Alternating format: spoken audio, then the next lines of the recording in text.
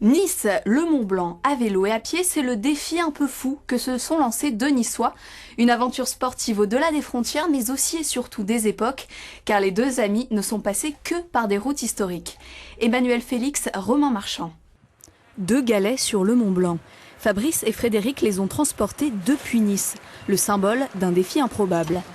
Partis mi-juillet, ils ont parcouru 600 km à vélo et à pied, une aventure sportive pour ce prof de français qui a tutoyé ses limites.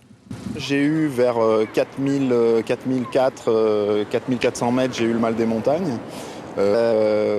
J'aurais pu continuer un petit peu, mais on savait aussi que ça risquait de nous ralentir fortement, voire de s'aggraver. Et il se trouve qu'on était à une période où la chaleur était très importante là-haut. Et plus on traînait, plus ça rendait les choses dangereuses au niveau des ponts de neige, au-dessus des crevasses, au niveau des avalanches. Donc on a pris la décision un peu à contre-cœur de redescendre au 2 tiers de la voie.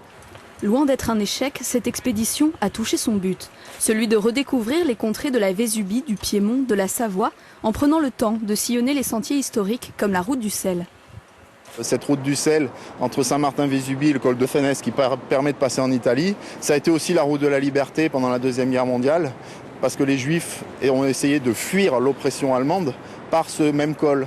Donc la route du sel a eu plusieurs rôles au fur et à mesure de l'histoire.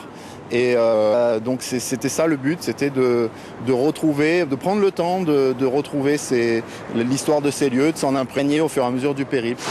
De ce voyage au ralenti, Fabrice a pris le temps de voir, de ressentir et d'écrire.